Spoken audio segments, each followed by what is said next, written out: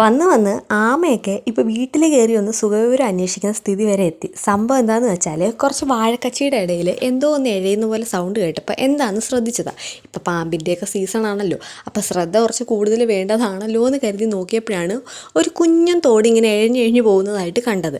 പെട്ടെന്ന് ചെന്ന് അതിനെ ഇനി അവിടെ ഇട്ട് കഴിഞ്ഞാൽ അതിന് വേണ്ടുന്ന ഭക്ഷണമോ വെള്ളമോ ഒന്നും കിട്ടാത്തത് കൊണ്ട് അവിടെ നിന്ന് എടുത്തിട്ട് വെള്ളവും ഭക്ഷണവും ഒക്കെ അതിന് സുലഭമായിട്ട് കിട്ടുന്ന ഒരിടത്തേക്ക് മാറ്റാമെന്ന് കരുതി എടുത്തിട്ട് നമ്മൾ അതിനെ ഉപദ്രവിക്കാൻ ചെന്നതാണോ എന്ന് കരുതിയിട്ട് തലയും കൈയും കാലും ഒക്കെ പെട്ടെന്ന് ഉള്ളിലേക്ക് വലിച്ചിട്ട് ഞാനിങ്ങനെ ഒരാൾ ഇവിടെ ഇല്ലേ എന്നുള്ളൊരു സ്ഥിതിയിലായിരുന്നു കുറേ നേരത്തേക്ക്.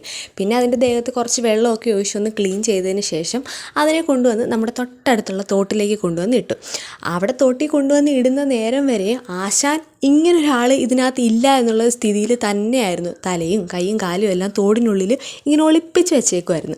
അവിടെ കൊണ്ട് ചെന്നിട്ട് കുറേ നേരം അങ്ങനെ നമ്മൾ നോക്കി നിന്നപ്പോഴാണ് ആരെങ്കിലും പുറത്തുണ്ടോ എന്ന് വളരെ കൃത്യമായിട്ട് നിരീക്ഷിച്ചിട്ട് തല പുറത്തേക്കിട്ടിട്ട് ആശാനൊന്ന് ഇറങ്ങി എഴഞ്ഞു പോയത്.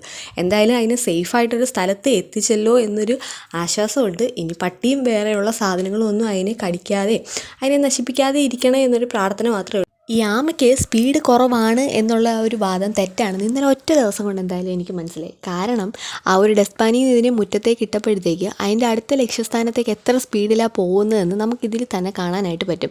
ഇനി കാലക്രമേണ ഒരു പക്ഷേ ഇതിൻ്റെ ശരീരത്തിൻ്റെ ഭാരം കൂടുന്നത് തന്നെ അനുസരിച്ചായിരിക്കും ഇതിൻ്റെ സ്പീഡ് കുറയുന്നതും കൂടുന്നതും എന്നാണ് ഞാനിപ്പോൾ വിചാരിക്കുന്നത്. എന്തായാലും ഈ പരിസരം മൊത്തത്തിൽ ഞങ്ങളൊന്ന് നിരീക്ഷിക്കാനാണ് വിചാരിച്ചിരിക്കുന്നത്. ഇനി ഇതിൻ്റെ ആമയോ അല്ലെങ്കിൽ എന്തെങ്കിലും ബിരിയാനായിട്ട് മുട്ടയോ അതും അല്ലെങ്കിൽ ഇതിൻ്റെ സഹോദരങ്ങൾ എന്തെങ്കിലും ഇവിടെ ഉണ്ടോ എന്നുള്ളതൊന്ന് കണ്ടുപിടിക്കാം എന്നാണ് ഇപ്പോൾ വിചാരിക്കുന്നത്.